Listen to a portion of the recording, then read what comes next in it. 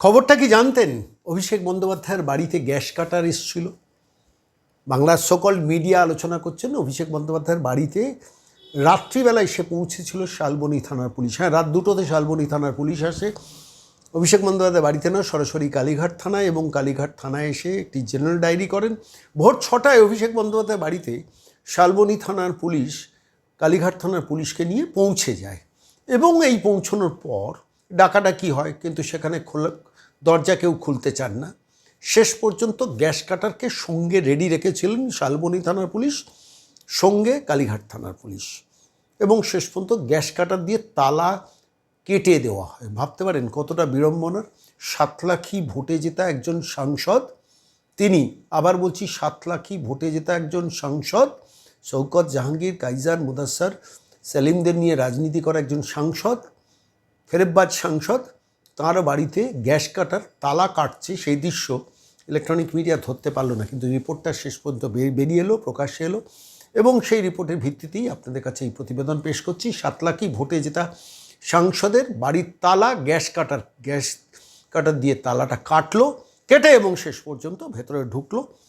5 তলা না 6 তলা বাড়ি, প্রাসাদ, সেই প্রাসাদ সাদা মার্বেল প্যালেস, সেই প্যালেসের মধ্যে ঢুকলো শালবনী থানার পুলিশ। তার আগে অভিষেককে ডেকে ফেলা হয়েছিল, এবং শেষ পর্যন্ত ঘুম থেকে উঠে সার্চ অপারেশন করতে দেওয়া হলো। সুমিত রায়, অভিষেক বন্দ্যোপাধ্যায় যিনি আত্মসহায়ক, তিনি বাড়িতে আছেন কিনা। আমি আজকে এই রিপোর্টটা আপনাদের কাছে করছি, তার কারণ দেখুন, সবাই আমরা জেনে গেছি ইতিমধ্যে। ভোরবেলা ঘুম থেকে উঠেই আমরা প্রথম যেটা দেখেছি সেটা হচ্ছে ইলেকট্রনিক মাধ্যমের যুগ, যে অভিষেক বন্দ্যোপাধ্যায়ের বাড়িতে সার্চ অপারেশন করছে শালবনী থানার পুলিশের নির্দিষ্ট একটি কেসের ভিত্তিতে। অভিষেক বন্দ্যোপাধ্যায় যিনি আত্মসহায়ক, সুমিত রায়কে, তাঁকে গ্রেফতার করার জন্য।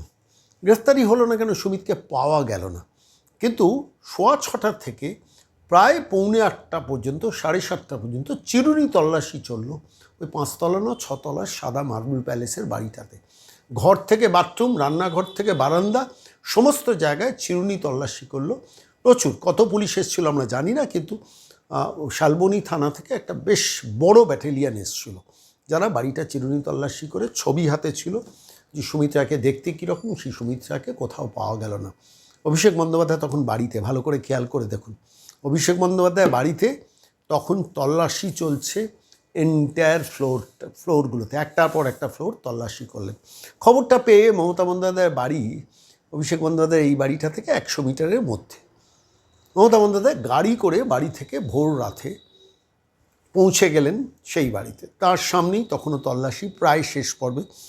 তল্লাশি করে সুমিত রায়কে পাওয়া গেল না, এবং তার সম্ভবত সিজার লিস্টও শালবনী থানা দিয়েছে। একটু ভাবার চেষ্টা করুন, যে কালীঘাট থানাতে বসে থাকতো শান্তনু সিনহা বিশ্বাস, তিনি এখন কোথায়? 9 বছর ধরে কালীঘাট থানায় মমতা বন্দ্যোপাধ্যায় প্রহরী বসিয়ে রেখেছিলেন, প্রথমে ওসি করে, তারপরে অ্যাসিস্ট্যান্ট কমিশনার পুলিশ করে। তিনি এখন কিন্তু জেলে, গড়াদের মধ্যে, তাকে জেলে ভরে দিয়েছেন সম্ভবত সিবিআই বা ইডি। এবার তিনি ওখানে, ওদিকে কালীঘাট থানার সেই পুলিশ অফিসার, বহু পুলিশ কর্মচারী আছেন যারা মমতা বন্দ্যোপাধ্যায়, অভিষেক বন্দ্যোপাধ্যায়কে 24 ঘন্টা প্রহরা দিয়ে রাখতেন, তারাই অভিষেক বন্দ্যোপাধ্যায়ের বাড়ি সার্চ করছে, এবং শালবনী থানার পুলিশের সঙ্গে বাইরে তারা দাঁড়িয়ে রয়েছেন, শালবনী থানার ভেতরে সার্চ অপারেশন চালাচ্ছে। ঘুম ছকে অভিষেক বন্দ্যোপাধ্যায় সেই দৃশ্য দেখলেন, এবং শেষ পর্যন্ত 7:30 নাগাদ যখন শালবনী থানার পুলিশ 6:15 থেকে 7:30 পর্যন্ত সার্চ অপারেশন করে বেরিয়ে গেলেন, বেরিয়ে যাওয়ার পর শেষ পর্যন্ত অভিষেক বন্দ্যোপাধ্যায় নিচে এলেন মমতা বন্দ্যোপাধ্যায়কে গাড়িতে তুলে দিতে। সেই দৃশ্যটা প্রথম ইলেকট্রনিক মিডিয়া কিন্তু ক্যামেরায় ধরতে পারলো, যে মমতা বন্দ্যোপাধ্যায় শটান গাড়িতে উঠে গেলেন। এখানে খুব একটা ইন্টারেস্টিং তথ্য, আমার এই তথ্যগুলো ঘাঁটতে ভালো লাগে বলে আমার মনে হলো আপনাদের খবরটা কি জানতেন, এই সেগমেন্টে দেওয়া দরকার। মমতা বন্দ্যোপাধ্যায় যখন গাড়িতে উঠলেন, সেই গাড়িতে, এখন মমতা বা অভিষেক যে গাড়িতে উঠছেন, গাড়ির এর পাশে বেশ পাদানি থাকে, সেইখানে সিকিউরিটিরা পাদানিতে দাঁড়িয়ে গেলেন। কেন? আগে গাড়িতে তো উঠতেন, মমতা গাড়িতে উঠতেন, অভিষেক গাড়িতে উঠতেন, পাদানিতে তো সিকিউরিটিকে দাঁড়াতে হতো না। সিকিউরিটি টুক করে পেছনের সিটে চলে যেত, অভিষেক পেছনের সিটে বসেন, সিকিউরিটির সামনের সিটে বসে যেতেন, পেছনে অ্যাডিশনাল ফোর্সের গাড়ি যেত।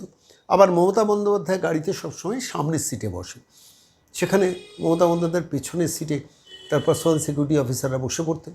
সে দৃশ্য দেখতে দেখতে আমরা অভ্যস্ত। এখন দেখলাম মমতা বন্দ্যোপাধ্যায় গাড়ির সামনেই বসলেন, কিন্তু পাদানিতে দুদিকেই তার সিকিউরিটি অফিসাররা দাঁড়িয়ে গেলেন। কেন? এর কারণটা হচ্ছে ডিম। যে ডিম কাণ্ডে আপনারা জানেন পশ্চিমবঙ্গ এখন উত্তাল, মানে তৃণমূল নেতা দেখলেই ডিম ছড়াছড়ি হচ্ছে।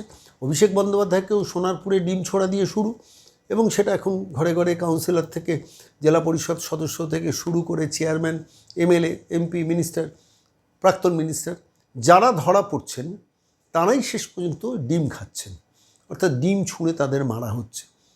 এখানে মমতা বন্দ্যোপাধ্যায় বা অভিষেক বন্দ্যোপাধ্যায় বিড়ম্বনা এড়ানোর জন্য পাদানিতে সিকিউরিটি অফিসাররা গত পরশুদিন অভিষেক বন্দ্যোপাধ্যায়কে যখন নিয়ে যাওয়া হচ্ছিল, আপনারা জানেন গতকালই নিয়ে যাওয়া হচ্ছিল সেখানে, আপনার দেখেছেন যে দিল্লি থেকে ফিরলেন, ফেরার পর ভবানী যাচ্ছিলেন, তখনও পাশে সিকিউরিটি গার্ডরা দাঁড়িয়েছিলেন।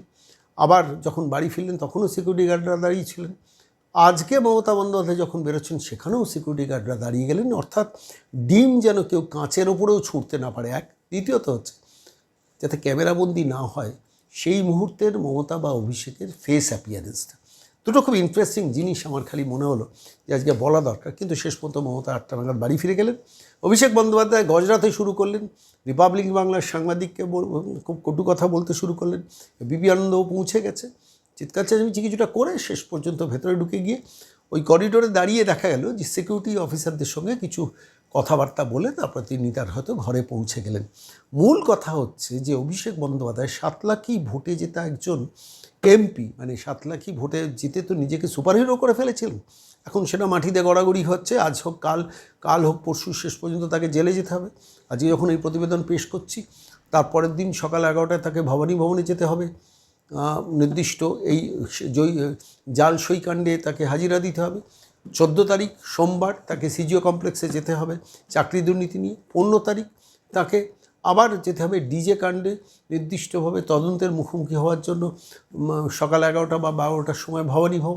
অর্থাৎ পরপর তার শিডিউল আছে। আজকে ভবানী ভবন, তো কাল সিজিও কমপ্লেক্স, কাল সিজিও কমপ্লেক্স, আজ ভবানী ভবন, তারপর শেষ পর্যন্ত 21 তারিখ যেতে হবে